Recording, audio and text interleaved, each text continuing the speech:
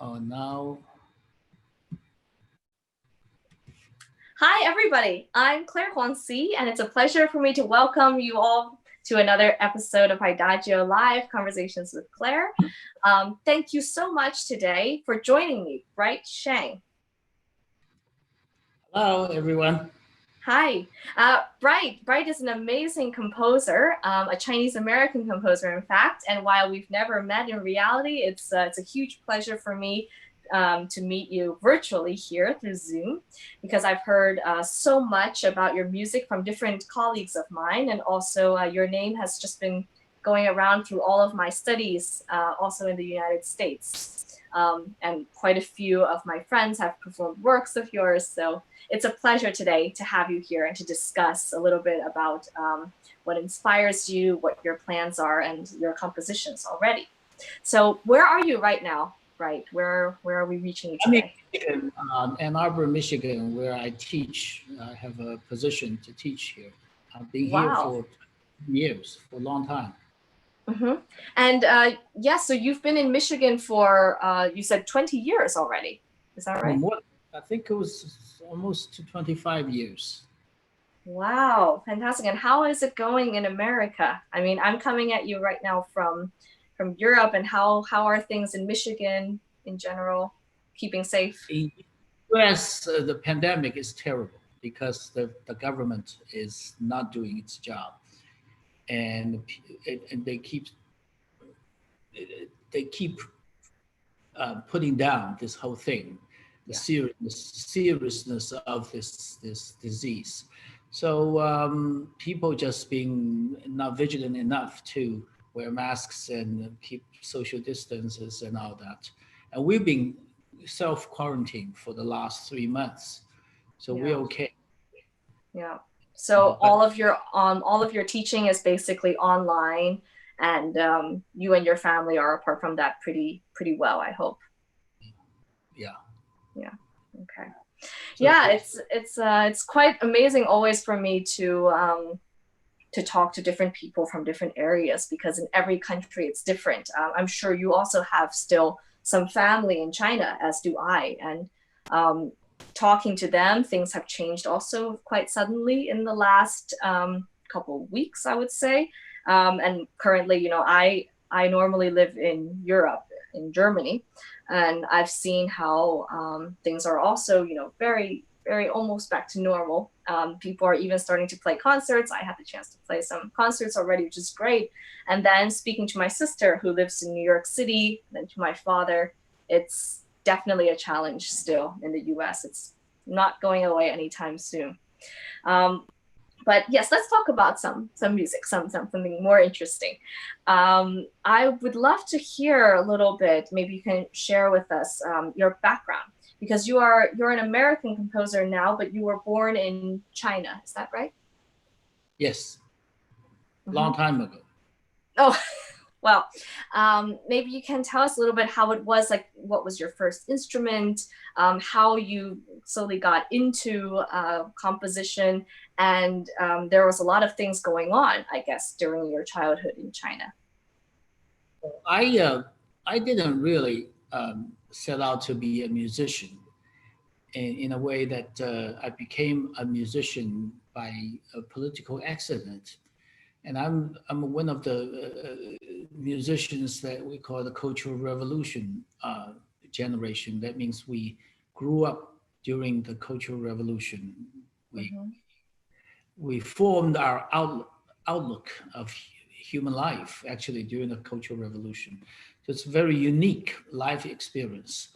You Yes. couldn't have paid for it if you wanted. But the time was really terrible, the Cultural Revolution, actually. So growing up during the Cultural Revolution, there was, they closed the high school, they closed college, of course. So once you finished junior high, that's considered the highest education you could have, and then Junior you were high. sent, So this would be about when someone was 15 years old, yeah, right? Okay. yeah, and sent to countryside because they have this huge population of the baby boomer generation sitting around, you know, in major cities, they would inevitably causing a lot of trouble. So they decided to send everybody to countryside to be re-educated by the peasants. And so everybody, it was an order from Mao that everybody had to go. So that's also created a great deal of social anxiety, and people had to go away from their family. So everybody had to be a farmer generally. I mean, I think with 99% of that population, that it was ordered to be farmers. So except if you had some talent in performing arts, if you played an instrument, if you're good enough to get into the performing group, and then you might be exempt because Oh, Mao's wife, Madame Mao, actually I wrote an opera later called Madame Mao, about 15 years earlier. Um, I kind of she was controlling the propaganda sector of the Chinese government at the mm-hmm. time, and she gave orders that symphony orchestras, ballet companies, and you can take young people, train them. Oh, And so I became a musician because of that. And I went to Tibet, Qinghai province, which is eastern Tibet. The part we call Tibet now in Chinese called Xizang, which means western mm-hmm. Tibet. Mm-hmm. So the part that I was east was used to be called Eastern Tibet, Qinghai. So I stayed there for 7 years, kind of did my college education and high school in Winshat uh, on my own, and I went to I stayed in the state capital, and they have a government run theater, music theater and dance group. And I played the piano. I wrote music, I conducted, I played percussion, kind of did everything. I wrote music Wow. eventually. So kind of trained myself to be a self-taught musician. And it set up. There are two things that were very important during that period. One is the folk music. That was I started to encounter the folk music there because there's the only thing that I could study. And then the other things, the Western music, the piano playing or the music theory, or the other stuff that I kind of was self-taught, which So was very important, as you know, later on in your life, that everything you do is self-taught. Even though I had great opportunity after I arrived in the US, had great teachers like Lundberg, yes, yes. and others. But it was very important still to keep that kind of trade of being self-taught. Absolutely. I just want to like go back just a little bit. So were you separated from your parents during the time that you were Yes. studying the music? Okay, so they were somewhere else and you were around the age of 15, 16, I suppose. And I guess you had already had some training, so you knew how to play piano. You went there already with some basic knowledge about music. That's why you were given this special Yeah. place. Yes, I went there, but I was supposed to be trained by them, but then I realized I was the best pianist there. I see. Okay. And were your the people who you were living with at that time, like the other students, were they all more or less around the same age? Were they more or less around the same level, or quite different? There were a bunch of us went from Shanghai, Okay. and some local people, but the music level was really really low, and which is tragic because I knew that I wasn't very good, and also I knew that I needed to study, but nobody could teach me, and there's no resource of learning there except folk music. So later on, of course, they sent me to another province in Xi'an to study a little bit for a year, which helped a little bit. But I think the folk music was very important in my life. It stayed Mm-hmm. with me, especially as a composer now. After all these years, that every once in a while I still uh, go back to my so-called my roots, the northwestern Yes. part of Chinese folk music roots, and to look for inspirations. Yeah, I think well, what we see in our most let's say impressionable years, which is around the ages of 15, 16, those are the things that will stick to us for the longest time. I also think back to my inspirations from the age of like 14, 15, 16, and the things that I learned on that time, they stay with me the longest. And that's not only in terms of just pieces that you learn or what, but rather I think that's the time where our minds are perhaps the most alive and we're just, absorbing things up like a sponge. So yeah, that's the unfortunate thing is that during that time, everybody, you looking back, that was the most precious time of one's life. But no one, when you were living that during that time, nobody paid attention to it. Yeah, but this is still the same, relevant in every time. We can say it anytime. I mean, we always look back and we're like, wow, should have appreciated that more, for example, or so. In that time, because that's the food you ate and the friends you made and the things you studied, you learned, those stay with you for the rest of your life. Absolutely. For sure, that period is always very intimate and close to you. Yeah.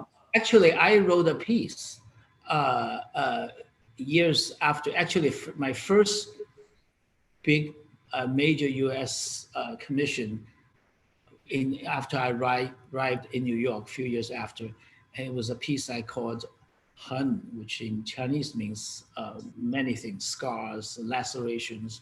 So I called Lacerations in Memoriam 1966 to 76, and it's about 25-minute long orchestra portrait of what was for a young person to be like growing up in China.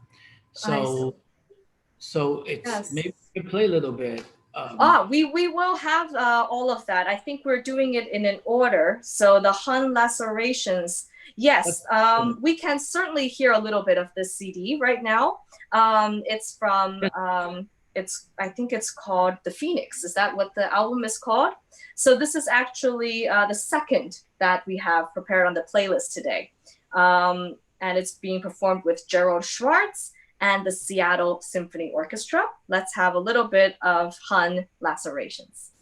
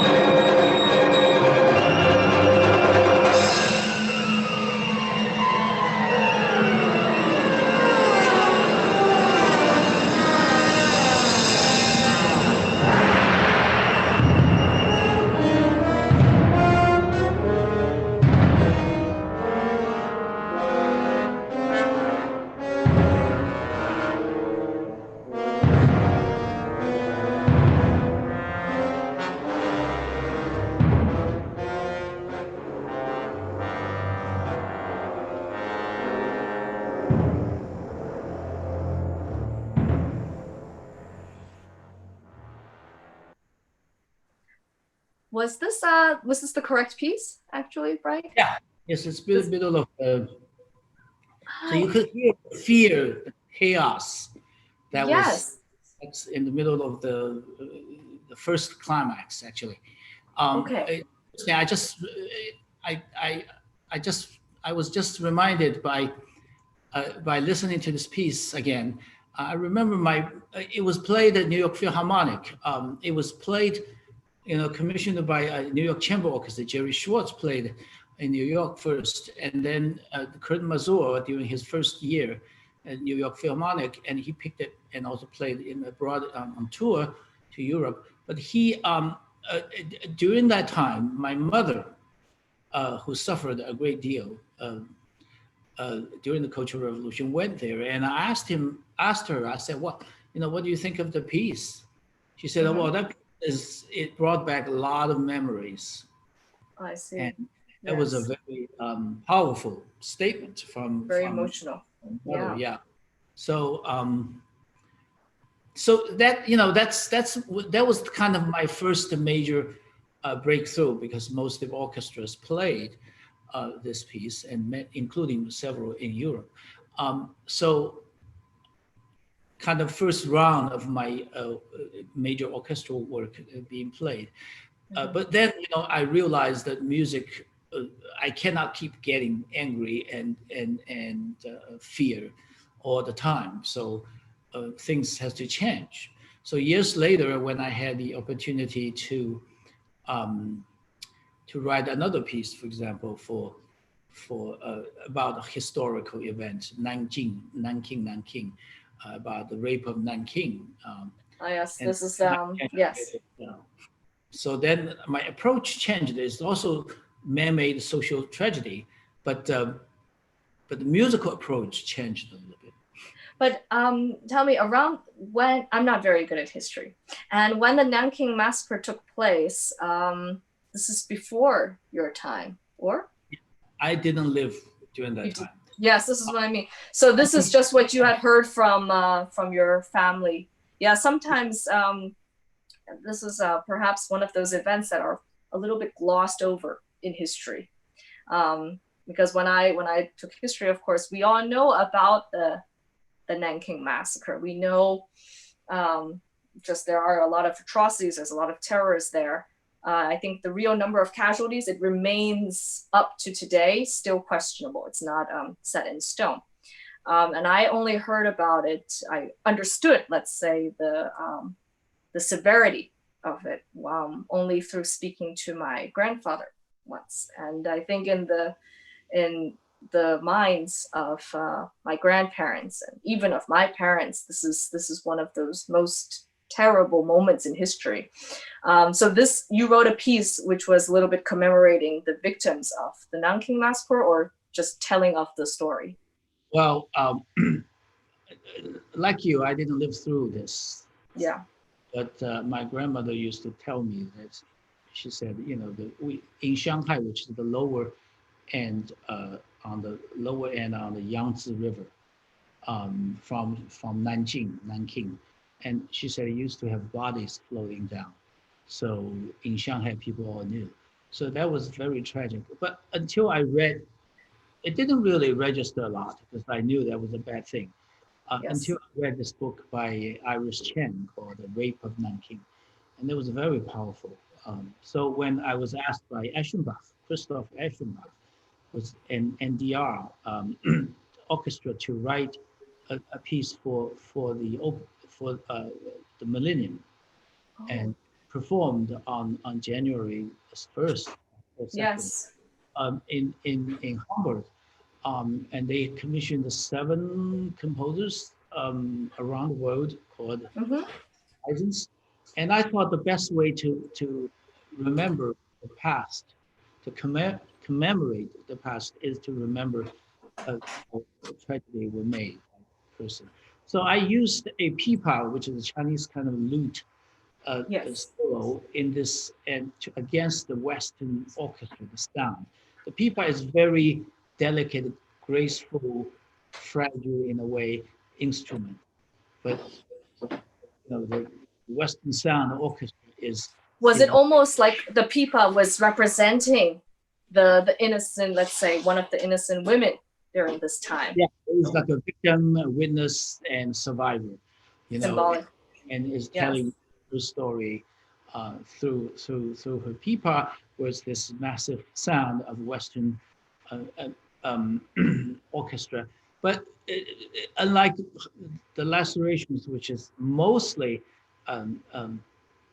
very dramatic and fearful sounding, kind of described like during the Cultural Revolution. But this one I had, because in the book there is something about how the humanity that triumphed at the end. Yes. How Westerners, people like from Germany, there's a person who was Hitler's national party, but he worked for Siemens in China, and he set up a refugee camp, saved thousands of Chinese refugees. I read this as well. Yes, there were some Europeans who refused to go back to their countries, and they wanted to help do whatever they could to help There the are situation. humanities, the triumphs of humanity, which I also thought it was important to have to at the same time describing the tragedy, the brutality, at the same time you have the humanities. So the excerpt I had for that was leading to that big outpouring of, let's say, um, thousands of people crying, wailing together. That was the moment when the string orchestra comes in. Before Okay. that, Yes. Let's listen to a little excerpt of this piece. It's called Nanking, a Threnody for Pipa and Orchestra. And it's played by Samuel Wang on the pipa and the Hong Kong Philharmonic Orchestra.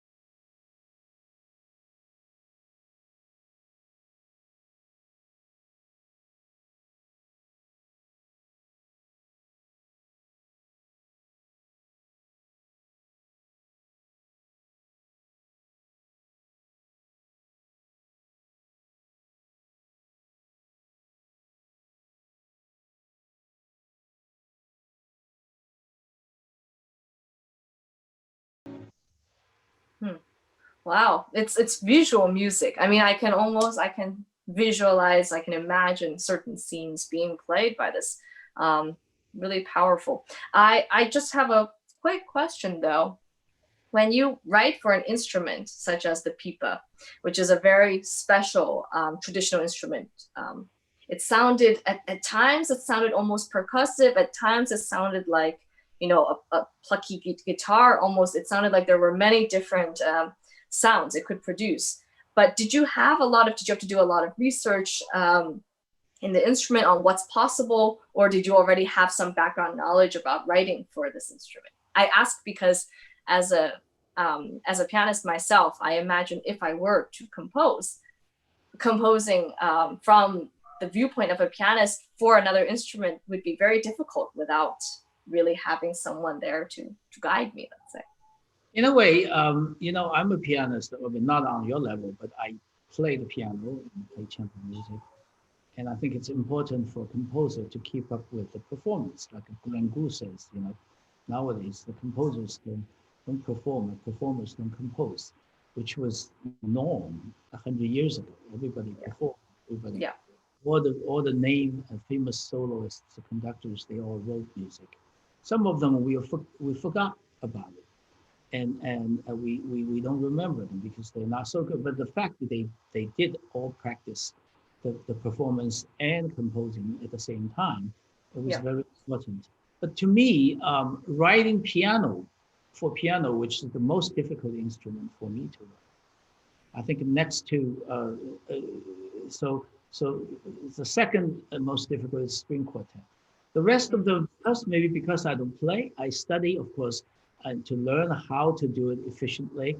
And then I work with the soloists, with the players, performers, and to get it, I think it's this, it's a composer always strives to write something that sounds difficult, but it's not terribly difficult to play. Yes. It's very important. Um, yes, you have to, people, but I grew up with the sound, when I was in Qinghai in Tibet, we had pipa players, one of them. Okay. Okay.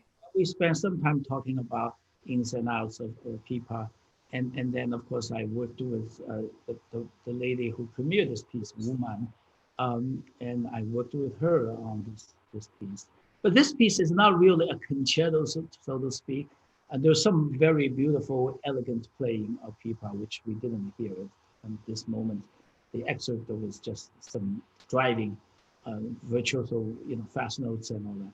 But by the way, the pipa player who played on the recording, his name is Zhang Qiang. He's a professor at the Central Conservatory in Beijing. Also a wonderful virtuoso. So I think learning instruments and learning to be idiomatic, and is very important part of the composer's skill, and also to write for orchestra also.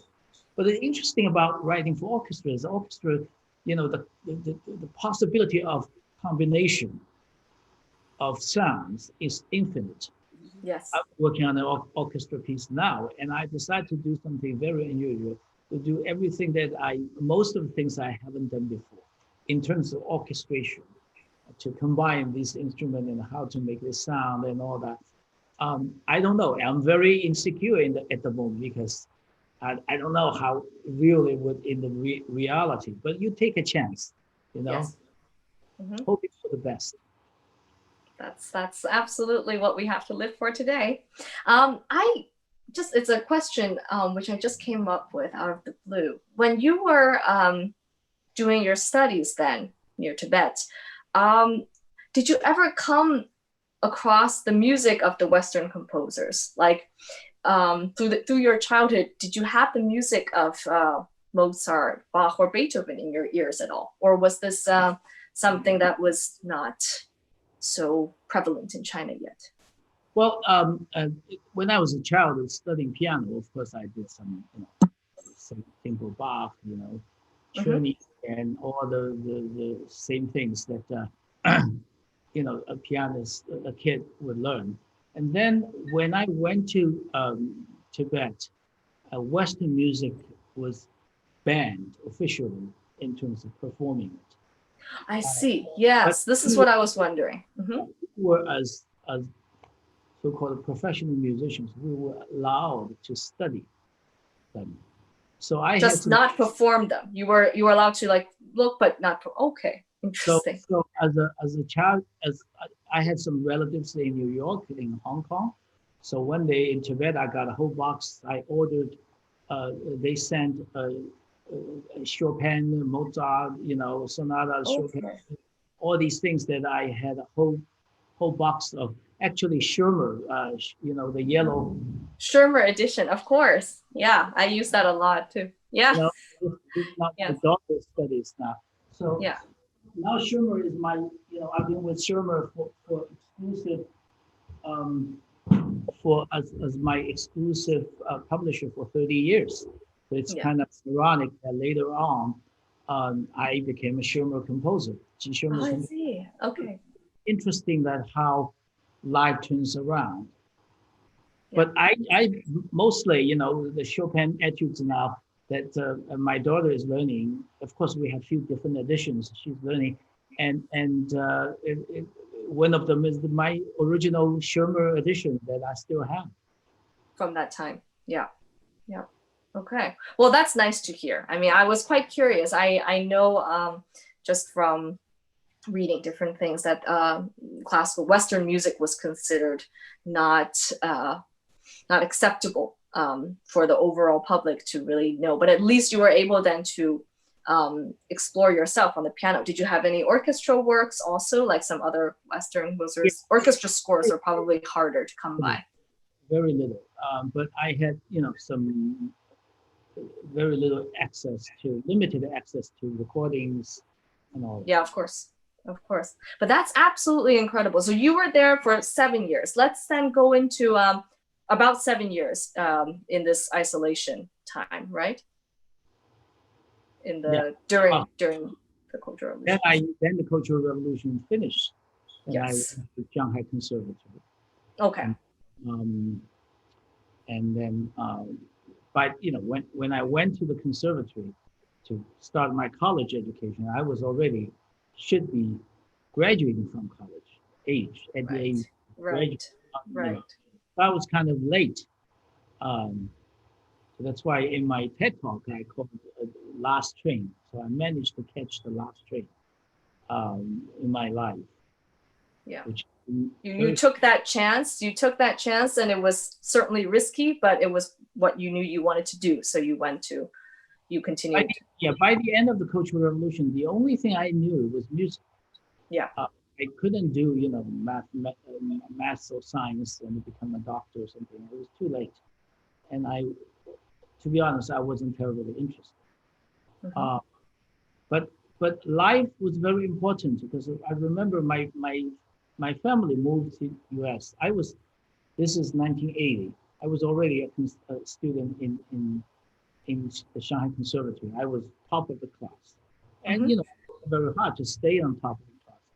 And my parents moved to New York, and my father was always worried about his son, that, doing music in the U.S., what he's going to do in the future, and so he managed to be invited into a hard reception that met a very important music management. His name is Harold Shaw, a big name concert manager. And he asked him, he said, my son is top of his class in the Shanghai Conservatory studying music composition. He wanted to finish and continue study in the U.S. to start a career of his life. Do you think he has a chance? So Harold Shaw says, what else does he do? So my father wrote me a long letter. One time, 10-page letter, said, I know you love the music, but America is a practical country, and they need people to cook Chinese food, fix their cars, fix their computers. They don't need another composer. Even American composers are having a hard time. So maybe you should think about something else.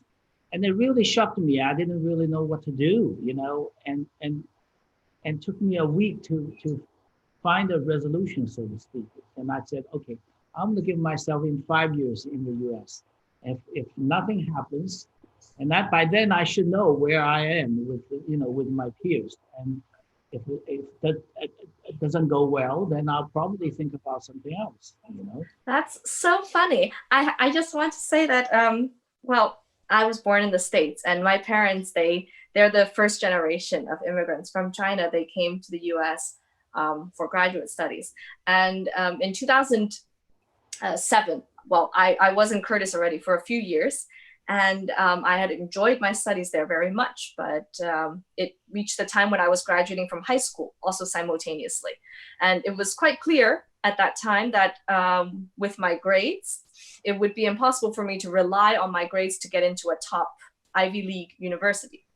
And I really didn't see myself going into like mathematics or science. And I wanted to do music. I thought that's what I felt best doing. And my parents, they were supportive, but they tried to encourage me to go down the more practical side, a little bit like how your dad also implied in the letter. And then I told them, I want to study in Germany. There's a great teacher in Hanover. I'd like to go there. I was 17. And my parents were so full of worry. And they were telling me, it's going to be so difficult. You don't know anybody there. You're all alone. We are still in America. What are you doing? And I also set myself, I didn't give myself 5 years, but I said something like, I will work hard. I'll be there on my own. And after 2 years or so, I will see I will have a sense of if I have a chance in this field at all. And if not, if there's nothing happening, I will come back and I will go back to school. And when I left for Germany, I prayed that I wouldn't have to like go back to school, 3 years late, 3 years older than everybody else.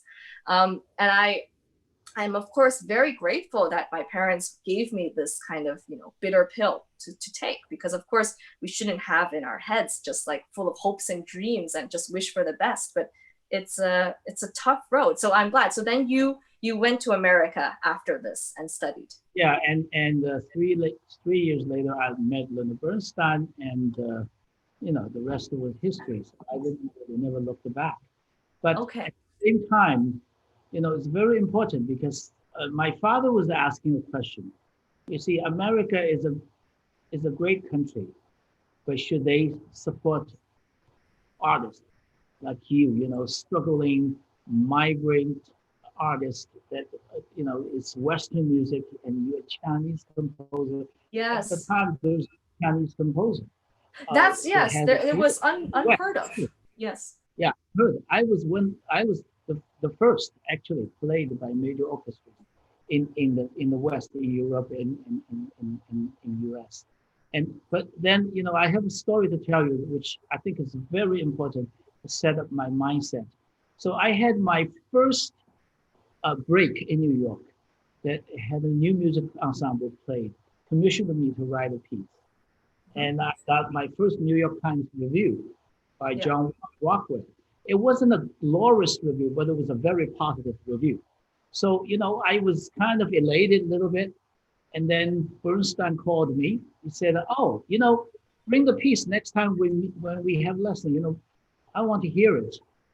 And because he read the review. So I was very happy, brought the recording, brought the piece. And then after he listened to the piece, and it was a little silent, and then he asked me, he said, why did you write this piece?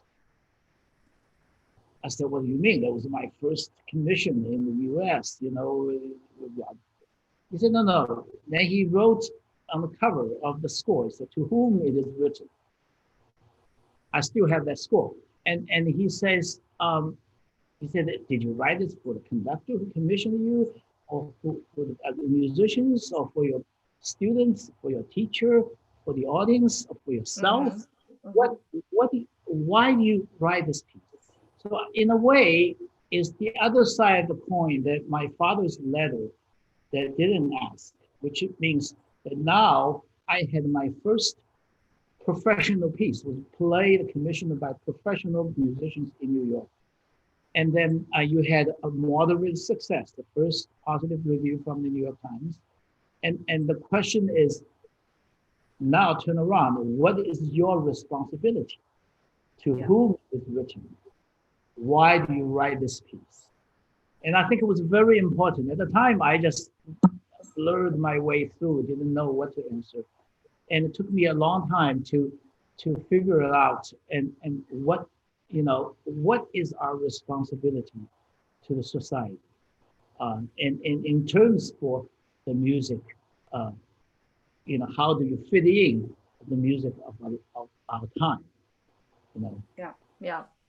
I think this is a very good question, particularly now for contemporary music in a time period where things are changing so rapidly. I mean, if there is like an all-knowing purpose in a way, is that what you're saying? Like for every piece, we're not just writing it for an event or just for this commission, but we also want to deliver perhaps a mindset, our perspective about a current moment in history. And I wonder then after this, when you wrote like the next pieces, was this a question then that was always in your mind for the future? Yeah, since then, I write music, it's not necessarily in Chinese style or Asian influence. Yes. But I think it's important to move the audience, maybe not from beginning to end, but somehow in the piece you set up to move the audience, make the audience forget their existence. I got the idea from watching movie.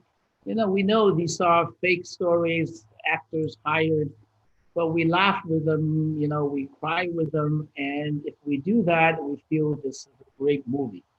And Absolutely. so the power of art is to move the audience and bring them with you and Yeah. make them forget about their daily chores Yeah. work. This is, I mean, I think people, they go to any cultural event, they'll go to a museum, they'll go to a play, they'll go to a concert, and what they're hoping for is a little reprieve from the hectic everyday life. Just like 1 hour, 2 hours for them to forget what's going on, to be fully absorbed into another story, into someone else's life. And then I think this level of success is reached by how much you are pulled in with the performer or into the music, into the story. And the more you are drawn in, the better the art is, I guess. Yeah. I would love if we listen to a little bit now of Northern Lights, Movement 1. And this is a piece for cello and piano, right? Yeah. And in fact, I know both of the performers, Julian Schwartz and Marika Bornacki. Both we have met in various music festivals. Yes? Yeah. Your Julian husband, is, right?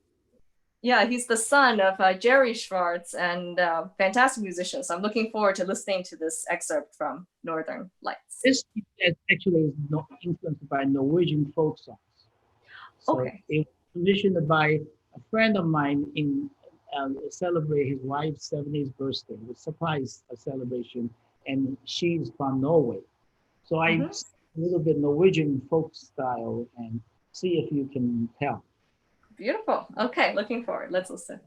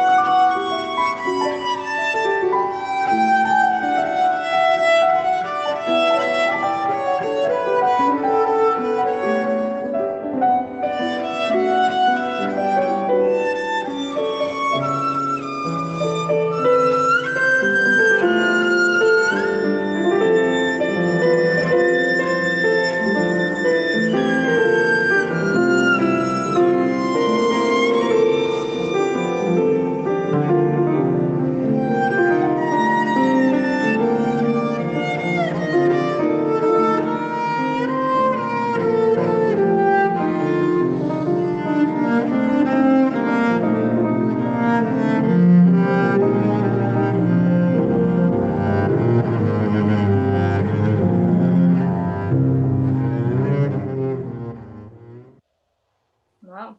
I don't know too much about Norwegian folk songs, I have to admit, but it sounded very with clarity of sound, purity of sound, and bright, almost icy colors from the piano. At moments, the cello sounded, well, you couldn't tell it was a cello. It could be a violin, it could be viola. Sometimes it even sounded a little bit like an erhu, I thought for a moment. Yeah, a great way for us to end our musical selections today.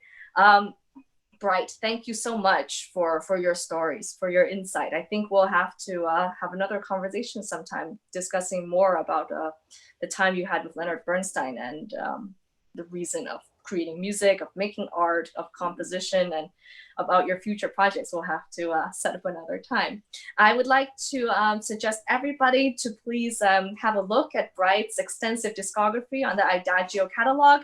He wrote, of course, not only many orchestral works for various international orchestras, but also there's some great chamber works. There's pieces like we just heard for cello and piano, different permutations, and also some very beautiful piano solo works, which I'm also looking forward to hopefully getting a chance to explore sometime in the future. But thank you very much, Bright, again for your time, and take care, and hope to see you again very soon. Thank you. Thank you for having me.